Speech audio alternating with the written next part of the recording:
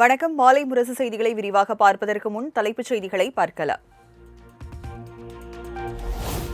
Budget கூட்டத்தொடரில் குடியரசுத் தலைவர் உரைக்கு நன்றி தெரிவிக்கும் தீர்மானம்.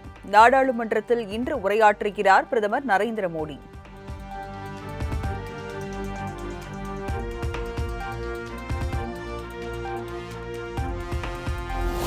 சட்டமன்ற தேர்தலுக்கான தொகுதி பங்கீடு குழு விரைவில் அமைக்கப்படும் என முதலமைச்சர் மு.க.ஸ்டாலின் திட்டவட்டம். விரைவில் கூட்டணி பேச்சுவார்த்தை எனவும் குளத்தூரில் செய்தியாளர்கள் கேள்விக்கு பதில்.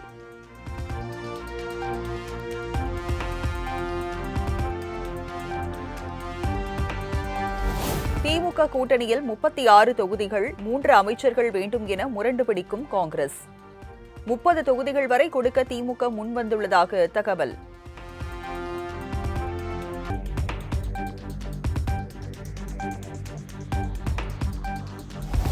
அரசியலில் நான் யாரையும் எதிரியாக பார்க்கவில்லை. புதிய எதிரிகளை எப்படி பார்க்கிறீர்கள் என்ற செய்தியாளர்கள் கேள்விக்கு முதலமைச்சர் பதில்.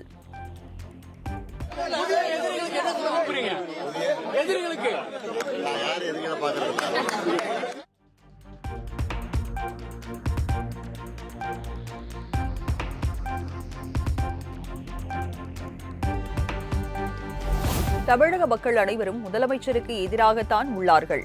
தனக்கு யாரும் எதிரி கிடையாது என கூறிய மு.க.ஸ்டாலினுக்கு பாஜக மாநில தலைவர் நயினார் நாகேந்திரன் பதில். கிடையாது தமிழ்நாட்டில். இப்போ நானுமே அவருக்கு எதிரி கிடையாது, நானுமே அவருக்கு நண்பர் தான். அவருடைய ஆட்சி சரியில்லைன்னு தான் சொல்கிறேன். அவருடைய நிர்வாகம் சரியில்லை, அட்மினிஸ்ட்ரேஷன் சரியில்லை. காவல்துறையை கையில் வச்சுக்கூடிய முதலமைச்சர் சரிவர செய்ய முடியவில்லை. அப்படி தான் சொல்கிறோமே தவிர அவருக்கு யாரும் எதிரி இல்லை இல்லையா. அவருடைய ஆட்சிக்கு தமிழ்நாட்டு மக்கள் எல்லோருமே எதிரி.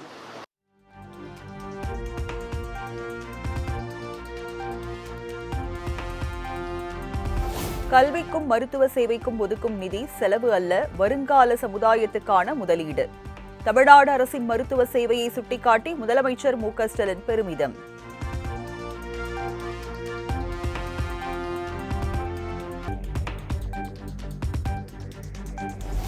சென்னை வியாசர்பாடியில் பள்ளி மாணவனிடம் கஞ்சா பறிமுதல் செய்யப்பட்ட விவகாரம்.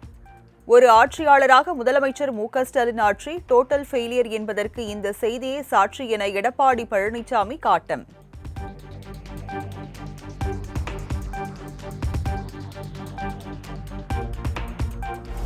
ஆறு தொகுதிகளுக்கான பாஜக தேர்தல் பொறுப்பில் இருந்து விலகுவதாக கட்சியின் முன்னாள் மாநில தலைவர் அண்ணாமலை பேட்டி. தந்தைக்கு உடல்நிலை சரியில்லாத காரணத்தால் இந்த முடிவை எடுத்துள்ளதாக தகவல்.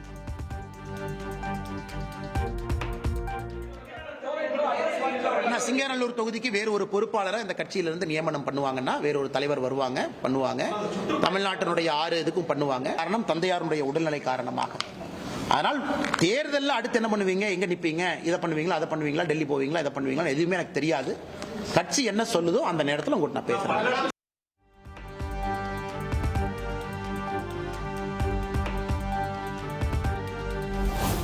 அண்ணாமலையை சொந்த கட்சியே மறந்துவிட்ட நிலையில் அவர் கூறுவதை இனி மக்கள் மத்தியில் எடுபடாது.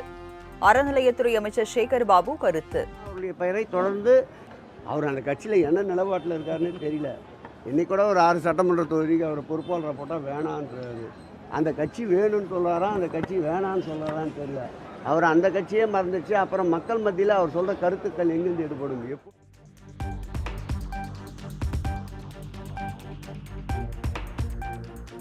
சட்டமன்ற தேர்தல் நெருங்கி வரும் சூழலில் இன்று கூடுகிறது அதிமுக மாவட்ட செயலாளர்கள் கூட்டம். தேர்தல் பணிகள் உள்ளிட்ட பல்வேறு விவகாரங்கள் குறித்து முக்கிய ஆலோசனை நடத்த உள்ளதாக தகவல்.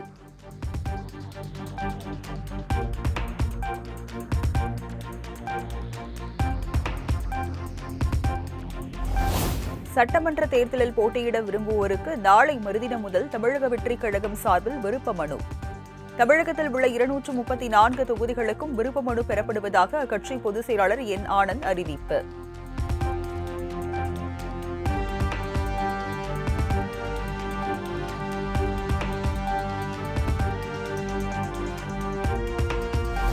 மத்திய பட்ஜெட் தொடர்பாக எந்த கருத்தும் தெரிவிக்காத ஒரே அரசியல் தலைவர் விஜய் மட்டும்தான். மார்க்சிஸ்ட் கம்யூனிஸ்ட் கட்சி மாநில செயலாளர் பே. சண்முகம் விமர்சனம். அனைத்து பகுதியினரும் இந்த நிதிநிலை அறிக்கையை கண்டித்து தங்களுடைய கண்டன குரலை எழுப்பிக் கொண்டிருக்கிறார்கள். இதை கண்டிக்காத அல்லது இதை பற்றி கருத்தே சொல்லாத ஒரே ஒரு தலைவர் விஜய் மட்டும்தான். ஆனால் ஒரு கட்சியினுடைய தலைவர் என்றும் அடுத்து தான் முதலமைச்சர் என்றும் சொல்லிக் கொண்டிருக்கக்கூடிய ஒரு கட்சியினுடைய தலைவர் நிதிநிலை அறிக்கை சம்பந்தமாக எதுவுமே சொல்லாமல் வேறு ஏதோதோ அவர் பேசி கொண்டிருக்கிறார். இப்படிப்பட்டவர் தான் அடுத்து முதலமைச்சராக வர வேண்டும் என்று துடித்து கொண்டிருக்கிறார்.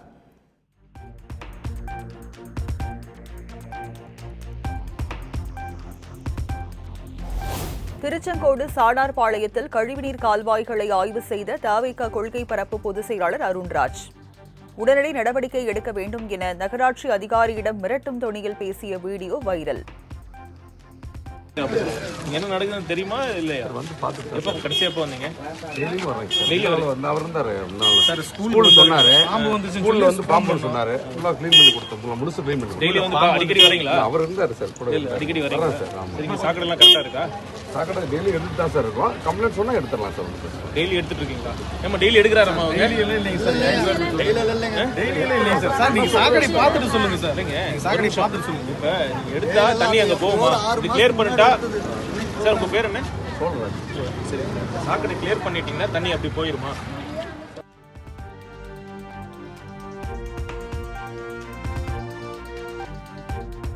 கனகமாச்சத்திரம் காவல் நிலையத்தை முற்றுகையிட்டு போலீசாரிடம் கடும் வாக்குவாதத்தில் ஈடுபட்ட பாதிக்கப்பட்ட மாணவிகளின் உறவினர்கள். குற்றம் சாட்டப்பட்ட சிறார்களின் உறவினர்களை போலீசார் முன்பே சரமாரியாக தாக்கியதால் பரபரப்பு.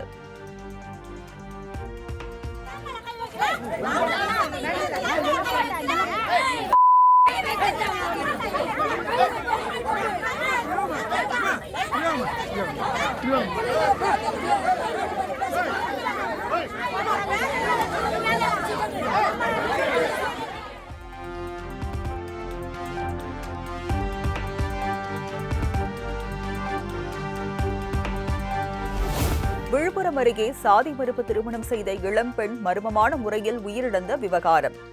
கணவர் மற்றும் குடும்பத்தினரை கைது செய்து நடவடிக்கை எடுக்க கோரி உறவினர்களுடன் விசிகவினர் சாலை மறியல்.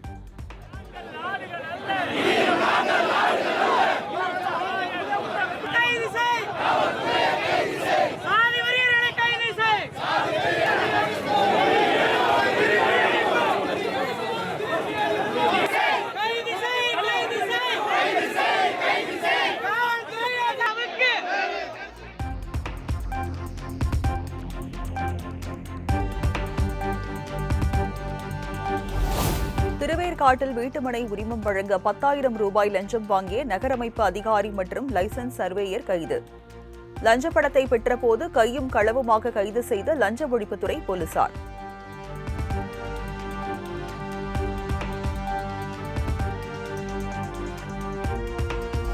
துபாயில் இருந்து கடத்தி கொண்டுவரப்பட்ட 1,37,00,000 ரூபாய் மதிப்பிலான தங்கம் பறிமுதல்.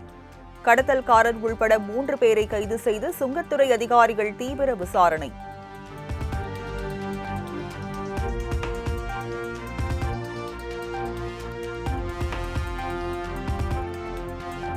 சென்னையில் இருந்து துபாய்க்கு கடத்த முயன்ற 2,73,00,000 ரூபாய் மதிப்பிலான வெளிநாட்டு கரன்சிகள் பறிமுதல்.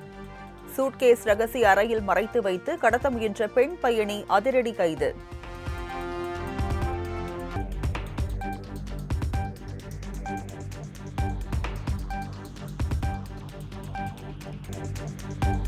புதுச்சேரி சட்டமன்ற கூட்டம் பிப்ரவரி 12ஆம் தேதி தொடங்கும் என சபாநாயகர் செல்வம் அறிவிப்பு.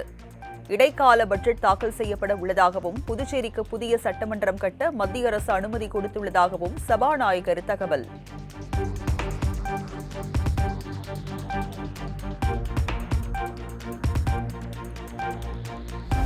மாணிக்கம் தாக்கூர், சு வெங்கடேசன் உள்பட எதிர்க்கட்சி எம்பிக்கள் 8 பேர் நாடாளுமன்ற கூட்டத்தொடர் முழுவதும் சஸ்பெண்ட். சபாநாயகரை நோக்கி பேப்பர்களை தூக்கி வீசி அமளியில் ஈடுபட்டதால் நடவடிக்கை.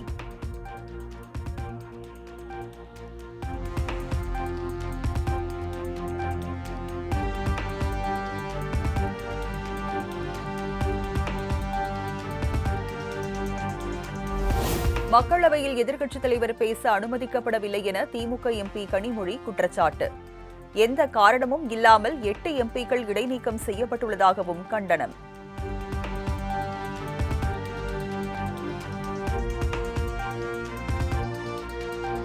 கடந்த 4 மாதங்களாக முடங்கி கிடந்த அமெரிக்க வர்த்தக ஒப்பந்தம் திடீரென கையெழுத்திடப்பட்டது எப்படி என ராகுல் காந்தி கேள்வி. பிரதமர் மோடியை யார் சமரசம் செய்தார்கள் என்பதை இந்திய மக்கள் சிந்திக்க வேண்டும் எனவும் பேட்டி. प्रधानमंत्री को कॉम्प्रोमाइज कर दिया गया है. किसने किया है, कैसे किया है, यह हिंदुस्तान की जनता को सोचना है. मगर इतिहास में पहली बार हिस्ट्री में एलओपी को प्रेसिडेंशियल एड्रेस में नहीं बोलने दिया है. वो तो ऑटोमेटिकली होगा.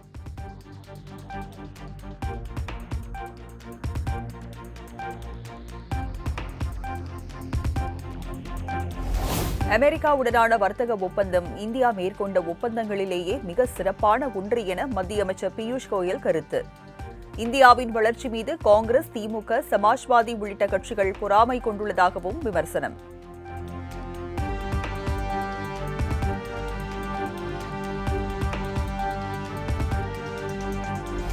ரஷ்யாவிடமிருந்து எண்ணெய் வாங்குவதை நிறுத்துவதாக இந்தியாவிடமிருந்து எந்த அதிகாரப்பூர்வ அறிவிப்பும் வரவில்லை.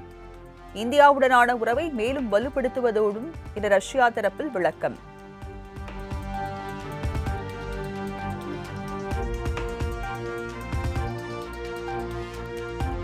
கடந்த ஆண்டில் இந்தியா, சீனா இடையே 14,06,427 கோடி ரூபாய் அளவுக்கு இருதரப்பு வர்த்தகம் வளர்ச்சி. இந்தியாவில் இருந்து சீனாவுக்கான ஏற்றுமதி 9.7% அதிகரித்துள்ளதாக தகவல்.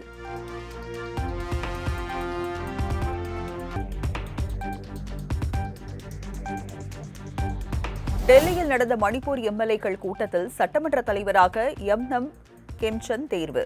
மணிப்பூரில் கடந்த ஆண்டு முதல் அமலில் உள்ள குடியரசுத் தலைவர் ஆட்சி முடிவுக்கு வருகிறது.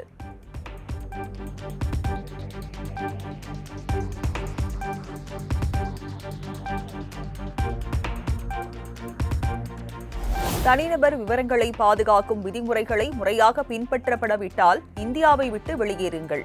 வாட்ஸ்அப் நிறுவனத்திடம் உச்சநீதிமன்ற தலைமை நீதிபதி காட்டம்.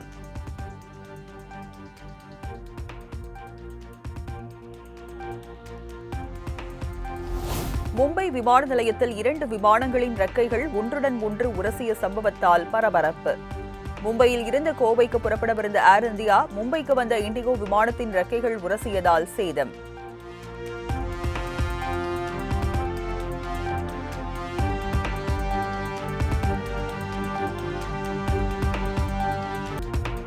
சக்தி வாய்ந்த பனிப்புயல் காரணமாக உருக்குலைந்த அமெரிக்கா. பலி எண்ணிக்கை 100ஐ நெருங்குவதாக அதிர்ச்சி தகவல்.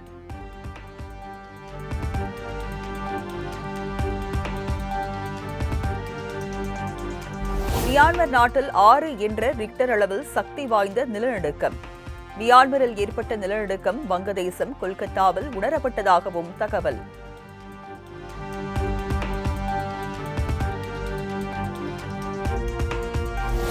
ஸ்பெயின் நாட்டில் 16 வயதுக்கு உட்பட்ட குழந்தைகள் சமூக ஊடகங்களை பயன்படுத்த தடை.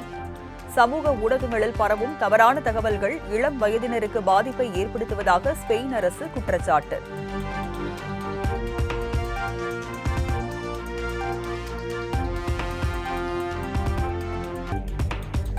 T20 உலகக்கோப்பை கிரிக்கெட் தொடரில் இருந்து பாகிஸ்தானை தடை செய்ய ஐசிசி ஆலோசனை என தகவல். வரும் 15ஆம் தேதி இந்தியாவுடன் மோதும் போட்டியை பாகிஸ்தான் புறக்கணித்ததால் கடும் கண்டனத்தை பதிவு செய்தது ஐசிசி.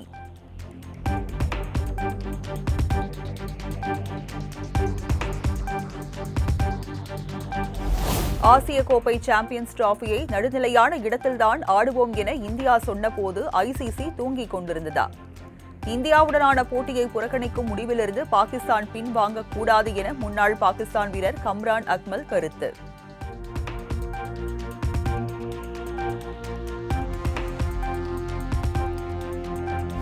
இளையோர் உலகக்கோப்பை தொடரின் முதல் அரையிறுதிப் போட்டியில் இங்கிலாந்து அணி அபார வெற்றி. 27 ரன்கள் வித்தியாசத்தில் ஆஸ்திரேலியாவை வீழ்த்தி இறுதிப் போட்டிக்கு தகுதி.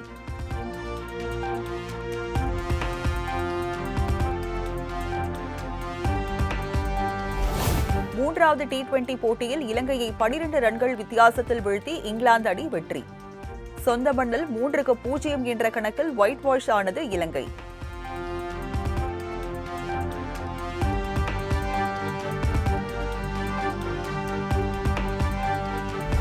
2026 மகளிர் பிரீமியர் லீக் எலிமினேட்டர் போட்டியில் குஜராத் அணியை 7 விக்கெட்டுகள் வித்தியாசத்தில் வீழ்த்தியது டெல்லி கேபிட்டல்ஸ். தொடர்ந்து 4வது முறையாக இறுதிப் போட்டிக்கு தகுதி பெற்று அசத்தல்.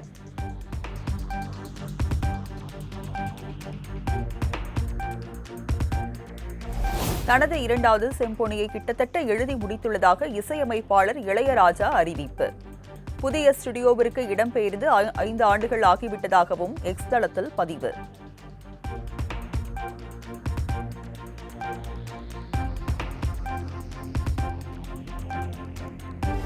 கடலுக்கு நடுவே தீவிர பயிற்சி எடுத்து வரும் நடிகர் சூரி. மண்டாடி படப்பிடிப்பின் போது எடுக்கப்பட்ட வீடியோ சமூக வலைதளத்தில் வைரல்.